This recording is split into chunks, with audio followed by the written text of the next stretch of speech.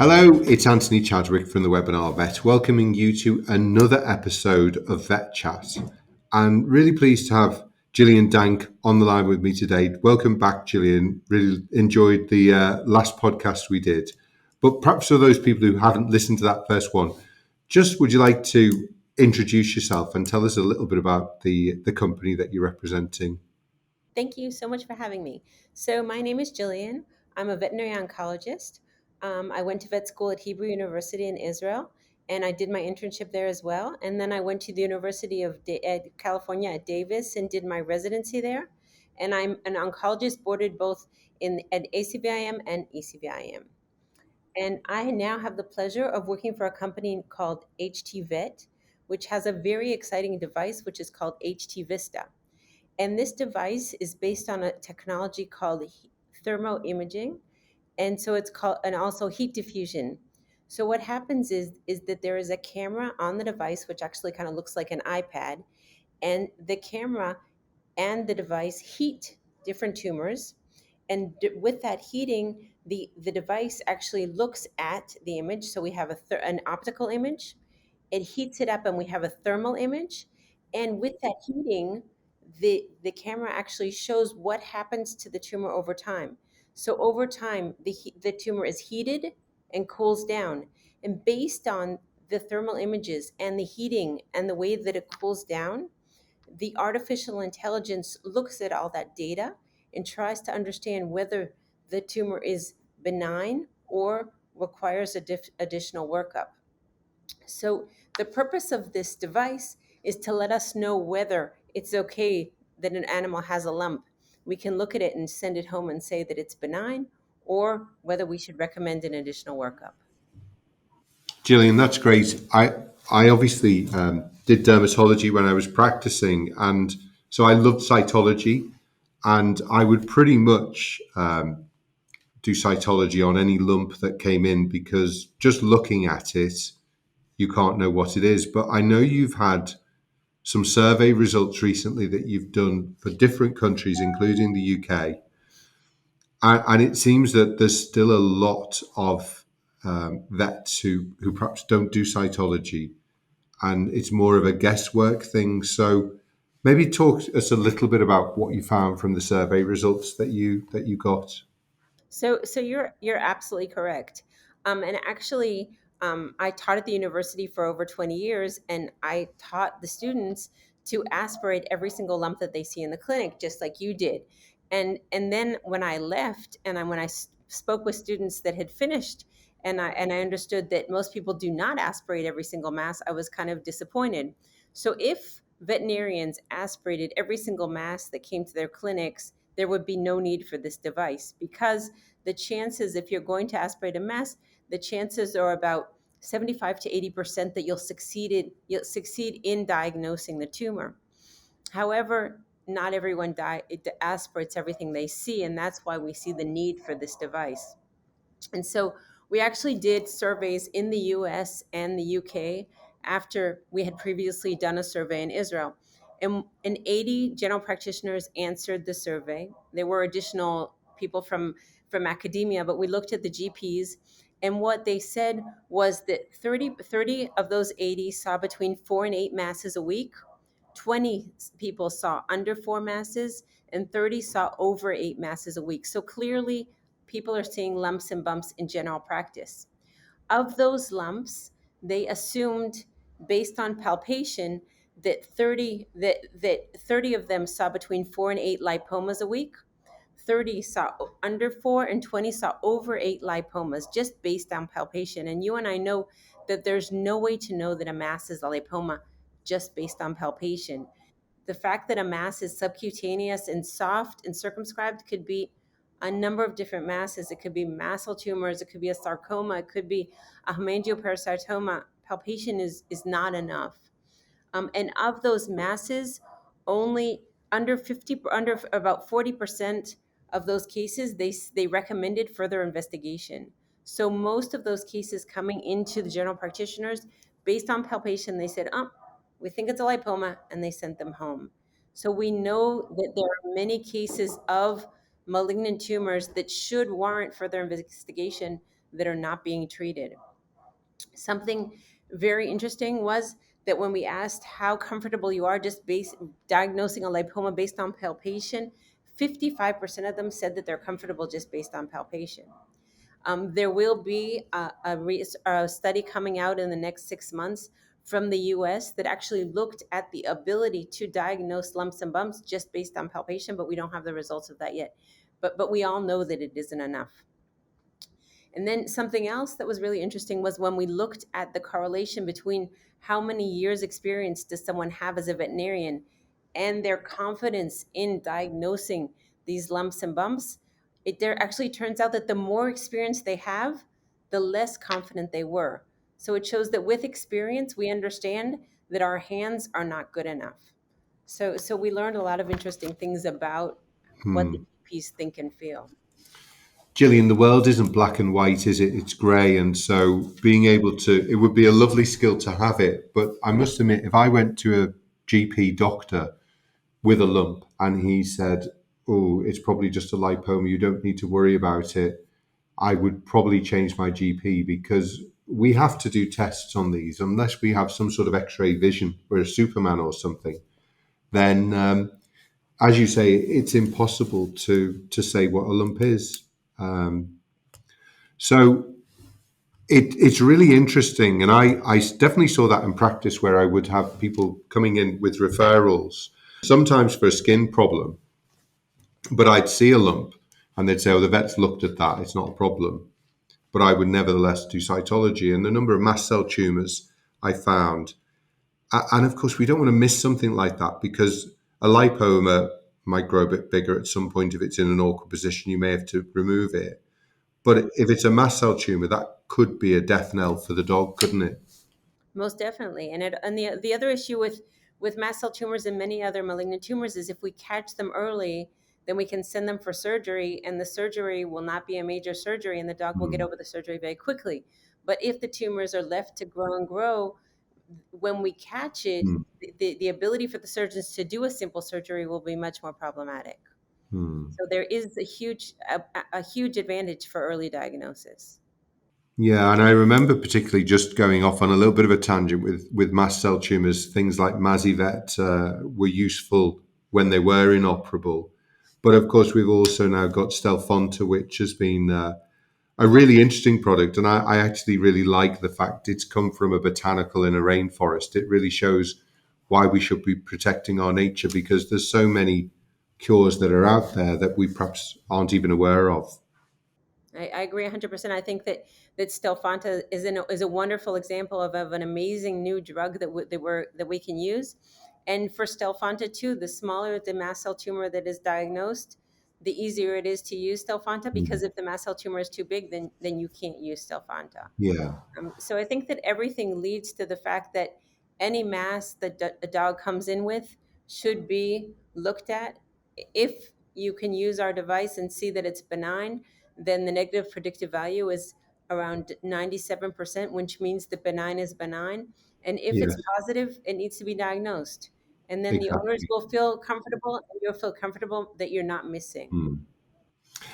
I think obviously people aren't doing cytology, and we can train people to do cytology or know how to take a sample, so that at least they can send it off to a histopathologist to have it diagnosed.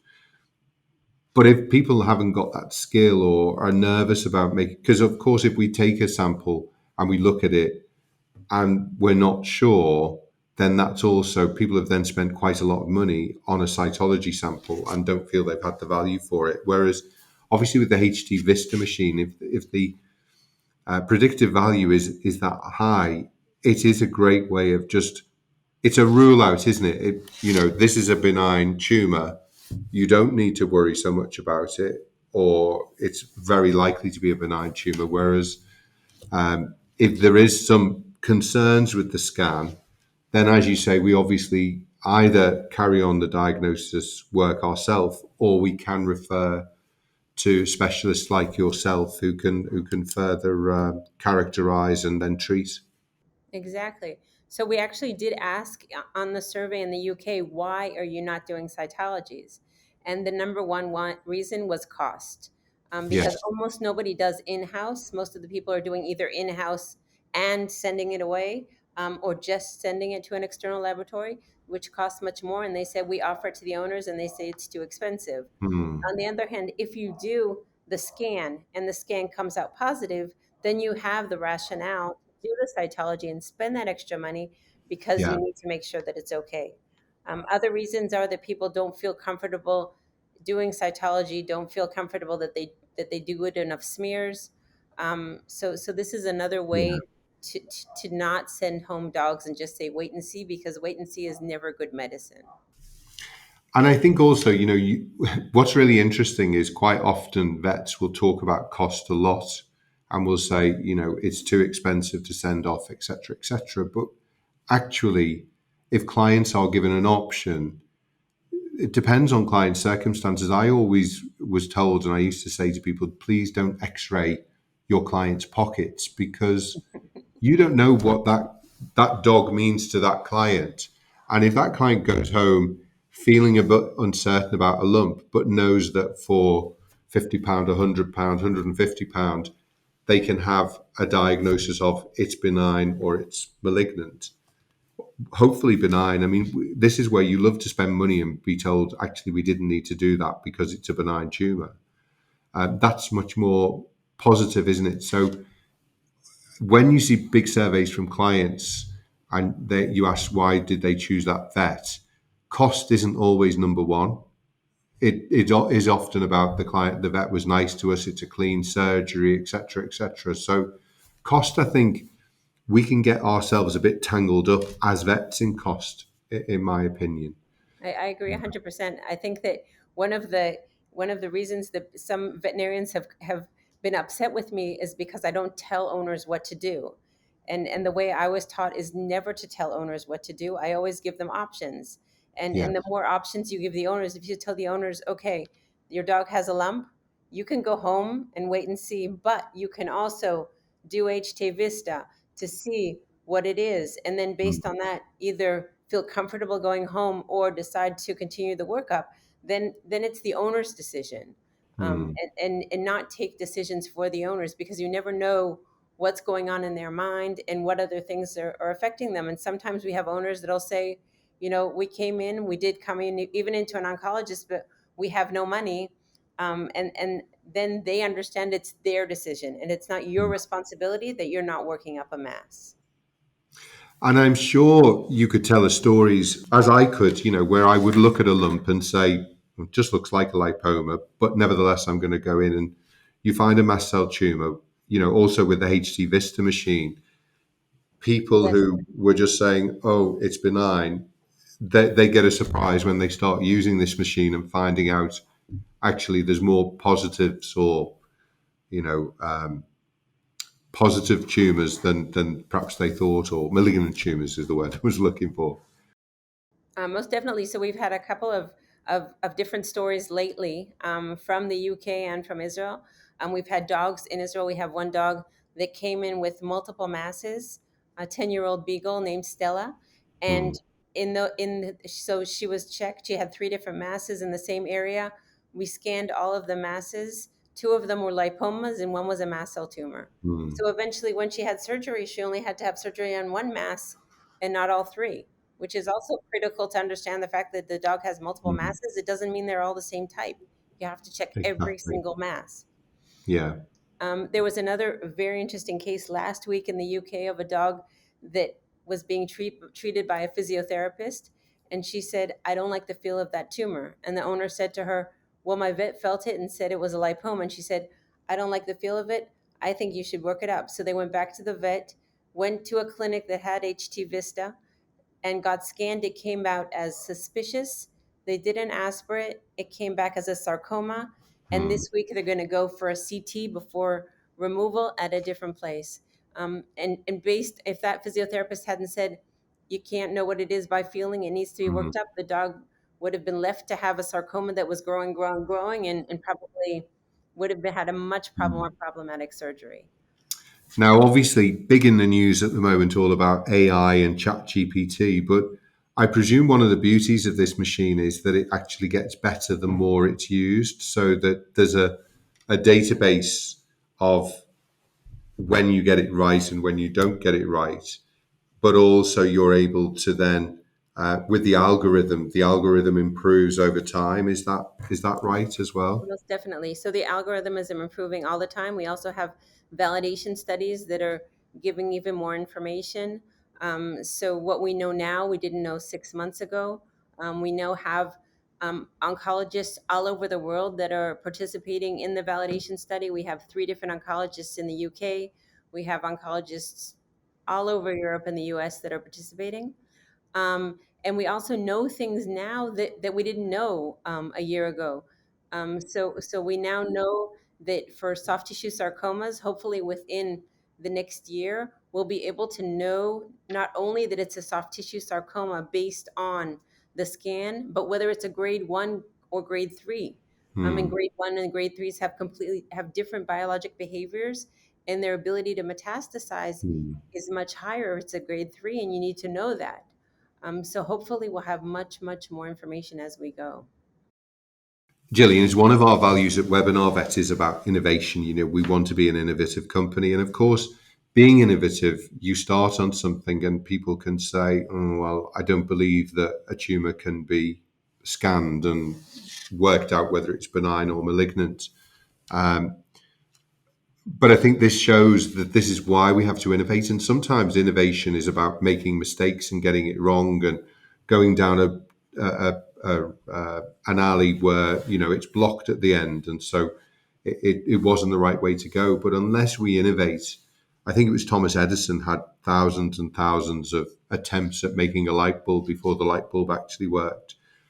So innovation is just so important, isn't it? And by doing that, we can then get to things which also one of the big problems we have, certainly in the UK, is a shortage of vets. And if you are bringing a dog in and having to do cytology on 3 or 4 lumps, maybe the dog's a bit awkward, maybe they're in difficult positions, maybe you need to sedate that dog because you're sticking a needle in. Whereas again, with this machine, this is a machine that you could pass on to the vet technician, the nurse, to do the scanning and to come up with results, and then for the vet to check it. So again, it potentially is a time-saving device, isn't it? You are 100% right. So the beauty of this device is that the technicians that have been taught to use it can do it without the veterinarian, so it saves the veterinarian time. And there are even places in the US next week, they're going to start a trial, and they're going to actually have people make appointments for the vet technician, them come into the vet technician, for the vet technician to clip the dog, scan the mass, and then come to the vet and say, these are the results. How do you want us to proceed? Mm, So it'll just save them that much time, and make everything that much more efficient. So I think that that's a huge advantage. Obviously, there are technicians all over the world that also do aspirates, but that's takes much more understanding from them point of view. But we see this as something that obviously technicians can do, and then help the owners and help the vets, mm. and then get them in for appointments even earlier. There are also places that kind of like to advertise on Facebook. We're having a tumor day tomorrow. Scan your dog. Yes. And that one day on a Saturday, everyone can come in and scan their dogs, and then decide how to continue. And Gillian, obviously there's so much data now, so much information, data points coming in, but it's so important to take all of that data and to analyze it, as it very much sounds like you're doing. We're doing this podcast now at the beginning of July 2023 for those who are listening in the future. But I know that some of this data you're obviously hoping to bring together in studies that will actually be published or that you'll present at conferences. So I believe you told me not that we need much encouragement, but you'll be in Barcelona in September at the European College of Veterinary Internal Medicine. It's one of my favourite cities.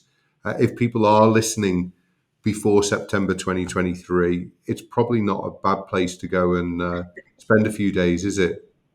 Yes, so we're very excited that we just got the approval this morning that we'll be presenting a poster in Barcelona. So far we have one study that's been published. A second one is under review, and hopefully we'll get an answer soon. And then in Barcelona, we'll be presenting the data that we have about the thermal images for soft tissue sarcomas. So other papers have been published on thermal imaging in osteosarcomas, in perineal tumors, and mast cell tumors, and memory tumors. And the devices that they used for that thermal imaging were research devices, so not something that somebody could actually use in the clinic. Yeah. And based on the images that we have so far in soft tissue sarcomas, we believe that we can diagnose soft tissue sarcomas, and also hopefully in the future that we'll be able to deal with the grading, and that's what we will be presenting there. And I know, I think it was last year at London Vet Show, I met your founders, and I think you'll be back as a company at London Vet Show in November this year, won't you? Yes, most definitely. So Shani Talidana will be there, and also the UK. So there's an actual UK team that are in charge of everything Yeah. that happens in the UK with Lee Ron Hirsch, the veterinarian. Yeah.